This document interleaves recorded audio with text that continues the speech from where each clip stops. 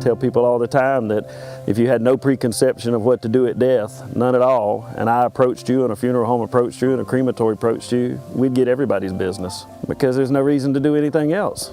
This is all common sense. We were designed to go back to the earth. If you believe the Bible, you know that's the case. There's just no purpose in doing any of that other stuff. You're burying money and you're harming the environment in the process. We do natural burial, meaning we do what we did for tens of thousands or years or longer. We don't believe in embalming. We don't believe in vaults. Caskets are optional. We're 8 by 10 plots, so they're 4 times bigger than a other cemetery you'd see, because we don't want to harm the environment. So by being so much larger, we don't damage the trees and all in our process. I don't think it's so much that people see it as a green philosophy as much as they just see it as a common sense philosophy. I think a lot of people feel that the trend has been they've been pushed to no alternative except very expensive funerals. So we just help support the family's decision and not try to sell them or alter their mind. And if you haven't thought about it in the past, I can see where it can be a little tricky to ponder that. When we grew up doing fancy caskets, doing the viewings, doing all this other stuff, in my lifetime, that's all we've ever known. But from lifetimes before to the beginning of time, this is all we ever did. You got buried. Every other animal on this planet gets buried or just goes back to the earth one way or the other, and there's no reason for us to do anything different. We're being preyed upon. The idea of perpetual care cannot happen. You cannot guarantee for perpetuity someone is going to manage land. I believe you can set it aside as a natural area, and that's what I guarantee. And God will be in charge of maintenance. 10 years ago, I saw an accident. 3 people were killed in the vehicle in front of me when a truck came through. And it was a surreal moment that I realized that you don't have to be 90 and terminal. And so my wife stayed home raising the kids, and I was affiliated with a lot of businesses and things. And if I would have died suddenly, she would have been in a mess. So I started putting together my death file, I called it, all our insurance policies, notes, just anything that would make it easier if something happened. And in that process, the last step was arrange funeral arrangements.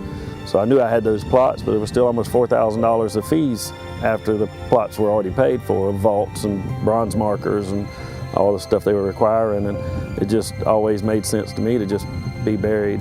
I want people to know that they're not going to pass if they talk about it. If you just take a minute to let family members know what you want done, so there's not a fight at that time, and that you've set the money aside to do it. And I think that's what every person breathing owes the rest of their family, is that document and that money. And if you love your family, you'll make your plans. $800 is the cemetery cost. So typically we do anything from the family brings the body, you're $800, to transport companies get involved. It's usually around $200. Basic wood box, $300, so generally $1,300, $1,000, $1,300. We do more and more without a casket. There's no right or wrong way to do a funeral.